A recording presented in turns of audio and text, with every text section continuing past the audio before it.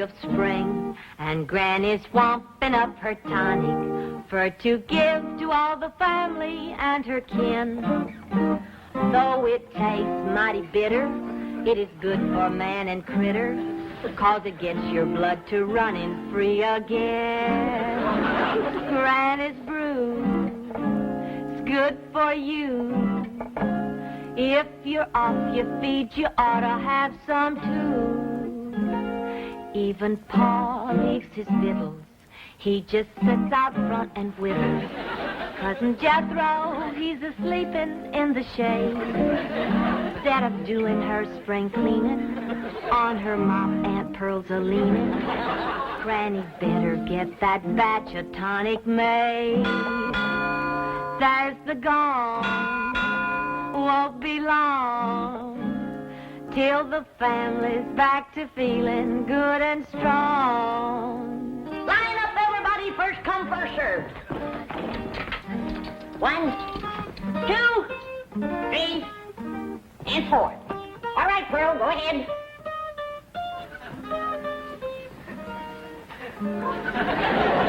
All right, you should go first, Jed. You're the head of the family. Oh, no, Pearl, I ain't in no hurry. How about you, Willie Mae? Oh, no, Pa, I was the last one in. Well, I take it this family don't want to take my tonic? Oh, no, Granny, it's good. Well, then step up, somebody be first. Well, Pearl, go on ahead. Women and children first. That's the rule. That's the rule for fire, flood, and disaster. Well, it seems to me Granny's tonic ought to fit in there somewhere. I heard what you said, Jed Clampett. And just for that, when it comes your turn, you're going to get a double dose. Now, step up, somebody, and get at it. Hey, I got an idea. How about letting this little fella go first? He looks kind of puny. Yeah, he's been acting kind of poorly lately, Granny. Tonic him first, Granny.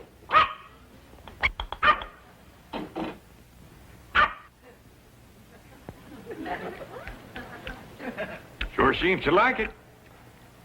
Yeah, you want some more? No, I reckon that's enough for a little critter like him.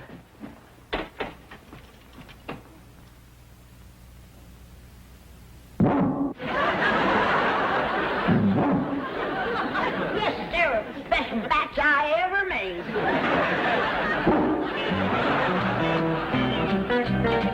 Miss Hathaway, these papers are ready for Jed Clampett's signature. Oh, incidentally, he did a fine job bringing his file up to date. Thank you, Chief. I'll be right in.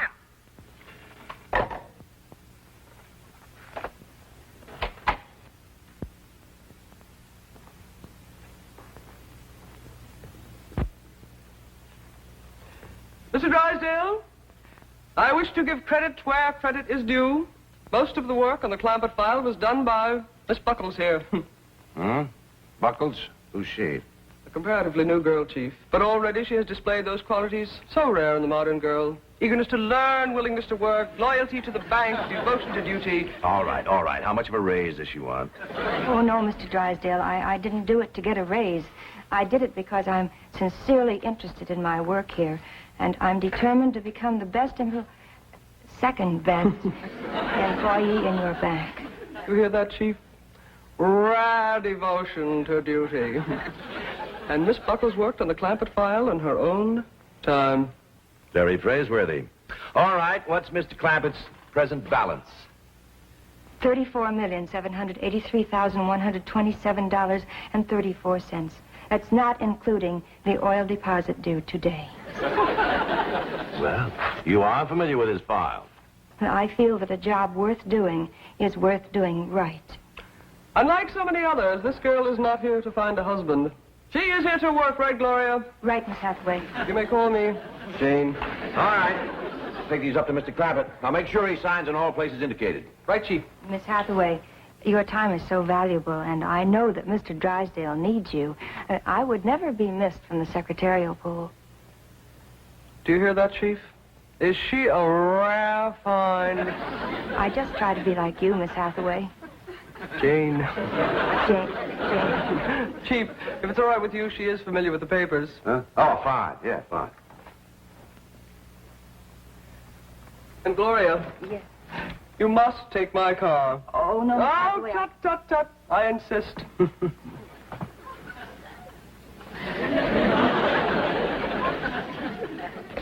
Granny, you seen anything of Jed? Not since I gave him that double dose of tonic.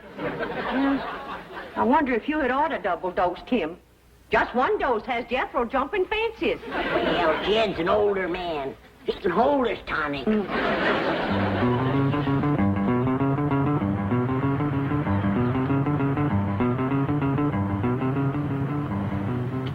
$34,783,127.34. $34,783,127.34.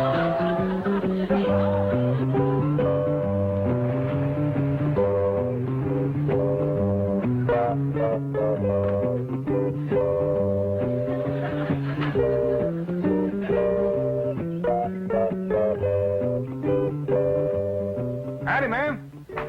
Well, how do you do? I'm Gloria Buckles from the Commerce Bank. Oh, it's mighty nice to meet you. I'm Jed Clampett. You? Yes, ma'am. But I was looking for a much older man. Ain't no older man around here. Might could scare you up one in the neighborhood. Seems to me I seen an elderly fella down the road a piece. No, I simply meant I couldn't believe that you were so young. Well, maybe it's 'cause I ain't. You look so young. You do look young. Is that a fact? He's holding his tonic, but that ain't all. Tell you, Granny, I've seen it with my own eyes. That girl is young enough to be his daughter. And you say he gave her a hug? Grabbed at her like a crawdad grabs bait. That old mountain goat? I didn't figure on him running wild. Your tonic. You shouldn't have double-dosed him and him being a widower so long. Jed'll come to his senses. I don't know. Ain't no fool like old fool. Jed ain't old. He's old enough, but he ain't too old, and that's where the danger is. You're making a hill out of a haystack. Granny, I got a good look at this girl, and I'm telling you right now, that ain't hay. Real big city article. Not the kind of girl that Jed's used to meeting back home. Oh, girls is girls, city or country. They all come out of the same catalog. Maybe so. But the city girls make it look like there's more in the package. Granny? Earl? Oh, there you are. See what you mean, Pearl. She's wrapped tight and tied loose. I want you all to meet Miss Gloria Buckles. This here is Granny and Cousin Pearl. How do you do? I'm very pleased to meet you, ladies. Howdy. Hi. Well, ain't she just about the prettiest thing you ever did see? Yeah. Favors Ellie a lot. Just about her age, too, wouldn't you say, Granny? A mite younger. Who's Ellie? His granddaughter. I mean, my granddaughter. She's Jed's daughter. Oh, are you married, Mr. Clampett? I'm a widower, ma'am. Yeah, poor old Jed. I reckon he's come for another dose of his lumbago medicine, Granny. I reckon. Poor old feller was up all last night with the misery. A moaning and a groaning and a walking the floor. The poor old fella is past the point where liniment does him any good. Lazy horse feet all bones. Now, girls, that's just about enough of that. You both know I never had a twinge of the miseries in all my life. Knock on wood. Pearl, his mind is wandering again. Baby's fault, Granny. He missed his nap. I want to apologize for them two, ma'am. They both just think they're being funny. Well, I know what you mean. I have some elderly relatives like that myself. It's such a beautiful day. Why don't we go for a drive, Jed? Thank you, ma'am. I'd like that, Gloria.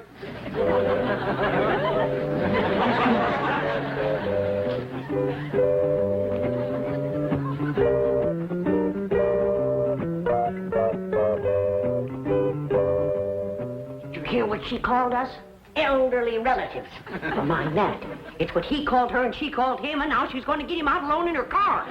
Let's get in the truck and follow him. We can't drive. Jethro can. Oh, I don't want Jethro getting no ideas from his uncle. Don't forget, he's been Tonic, too. We has nothing to worry about. Jed's a man that can keep his feet on the ground.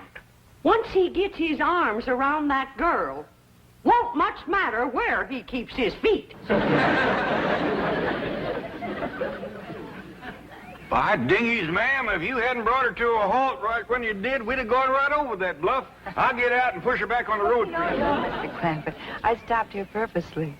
Oh? How come? Well, it's so beautiful and I'm so lonely. Pretty woman like you.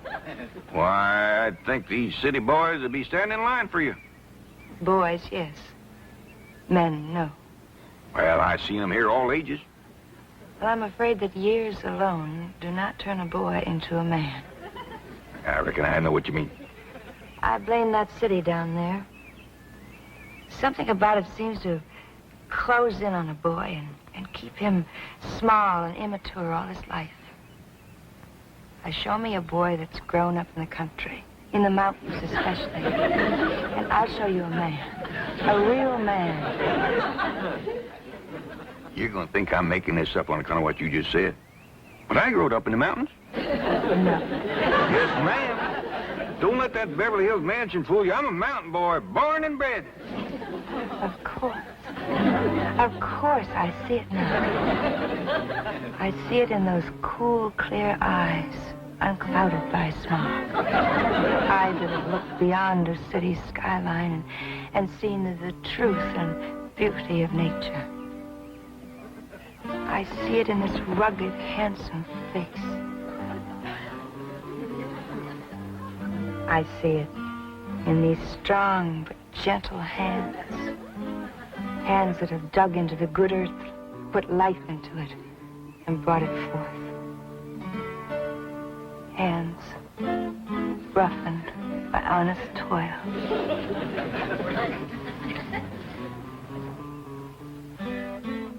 Take another look at the face. Can you see anything of them? Not a sign. Where could they be all this time? The preacher, if you ask me. We should have followed them in the truck, like I said, and taken our chances with Jethro. Now, don't shake your finger at me. It was your witch's brew that started this mess. Don't you go calling my spring tonic any witch's brew. Granny. We gotta stick together. If that young city snip gets her claws into Jed, first thing she's gonna do is get rid of us. Oh, Jed wouldn't marry no city woman. Would he, Pearl?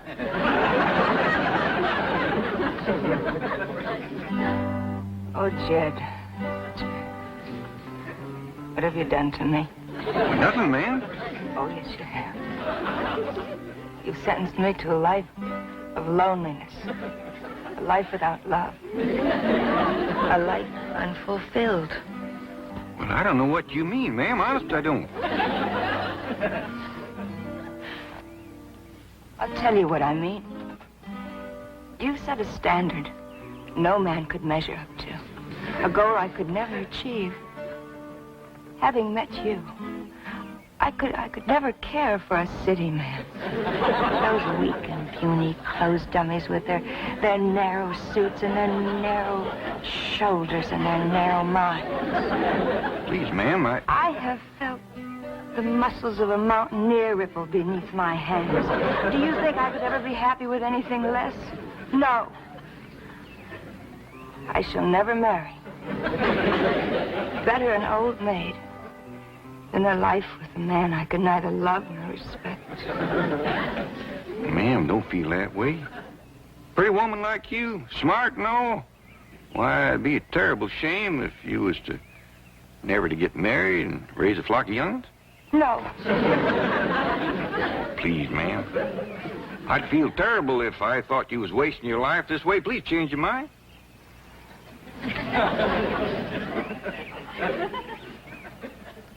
Well, Miss Gloria, if you're determined to marry a mountain man and none other, And unless you do it, your life will be ruined. Maybe. And I get to know you better. Might could find a way. Oh, Jed. Now, I ain't making no promises, but you set me to thinking. I reckon we'd best get back home and everybody get better acquainted.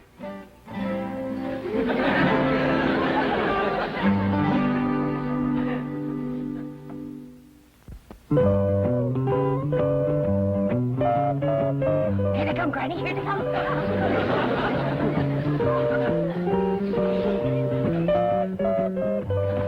If she thinks that she's going to throw us out, I'll fill her so full of buckshot that she ain't there's that thing's coming up the driveway.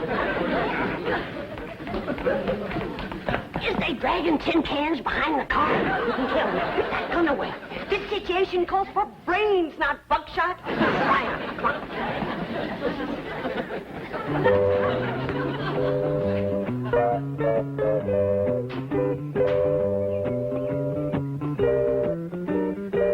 Partner, forgot your pocketbook. Oh, those are some papers Mr. Drysdale wants you to sign.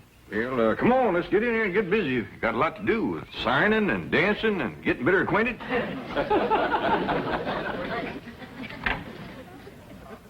Well, I reckon the first thing I better do is sign them papers you got for me.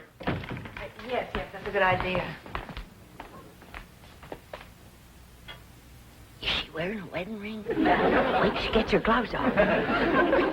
Don't see one. Good. Then they ain't been to the preacher. What is old Lamb, anyway? Well, now this transfers your money from one account to the other. And this is your last will and testament. They ain't been to the preacher, but they've been to the lawyer. And that's just as bad, or worse. We gotta stop him. Oh, there you are, Jed. We've been looking all over for you. You give the doctor a terrible fright disappearing like that. Yeah, he was afraid you might have fell in the cistern again. What are you talking about? Why, Jed, clamp it. Shame on you. You know the doctor don't want you to have nothing sharp. Earl, what in the blue? No, don't get excited, Jed. Doctor says it ain't good for him to get excited. What do you... Oh, I almost forgot. Come on into the parlor. Got a surprise for you. Surprise? Hey, come on.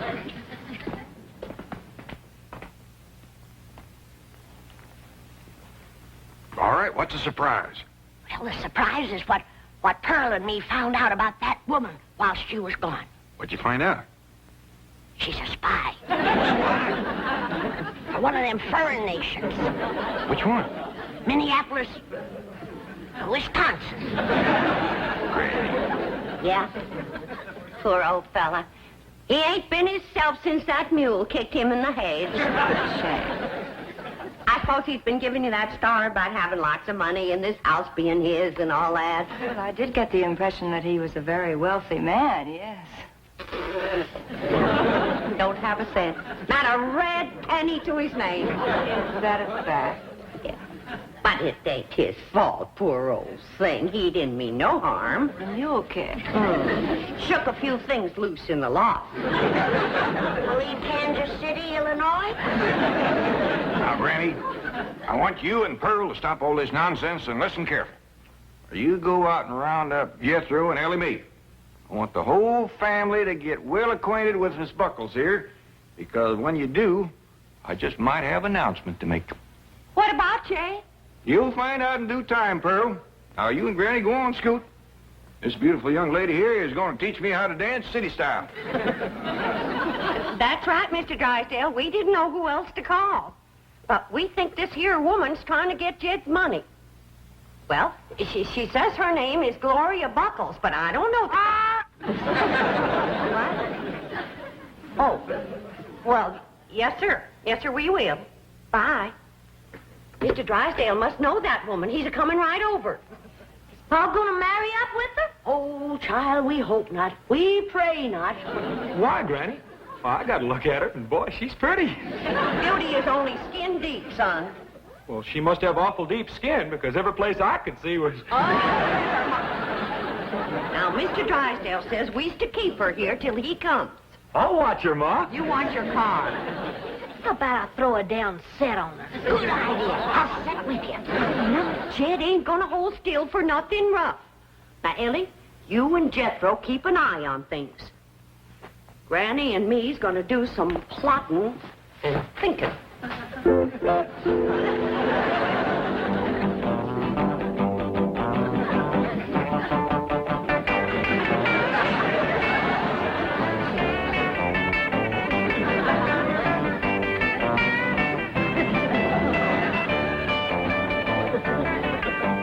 What'd you say this one was called? This is called the twist.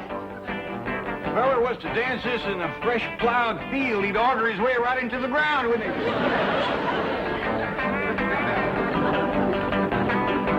Hey, Jethro, come on in. You want to dance? I'd heap rather dance with her, Uncle Jed. That's what I had in mind, boy. Miss Buckles, this here is my nephew, Jethro. Hiya. You teach him that there twist, and I'll teach it to Ellie Mae. This is my daughter I've been telling you about. Oh, what a beautiful child. You and I are going to be such good chums. Ma'am, I think he meant for you to dance with me.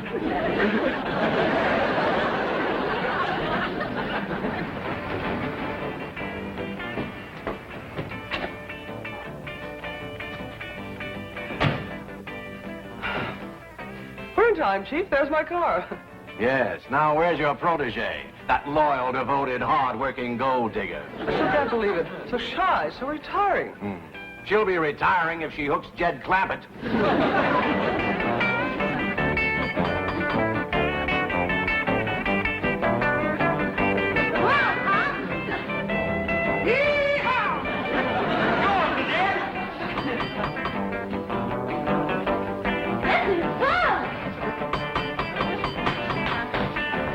Jethro, I reckon you better answer that door. Okay, Uncle Jed.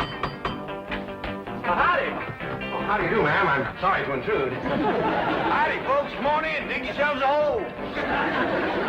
Gloria Buckles. Huh? Where? There. Oh, I thought it is. You imposter. Jezebel! You gold digger. I have a bulletin for you two. You better be nice to me, or else after my wedding, you may lose your largest depositor. Wedding?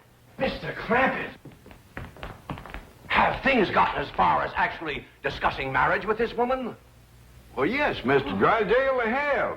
Her and me had a nice long talk about it, and that's the reason I brought her home, so she could meet the family, kind of get acquainted. But This pretty young city woman says that unless she can marry a mountain man, she just ain't gonna get married at all. I think we all agree that'd be a terrible waste. Should we set the date now, Jed? Well, yeah, near as we can. I'd say everybody willing that it'd be in about 3 or 4 years. 3 or 4 years? Yeah, be that long before Jethro's 21. Hot diggity dog, I got me a wife!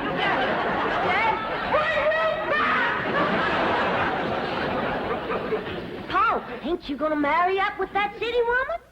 No, Ellie, us old foxes is trap shy, especially when the bait goes to chasing us.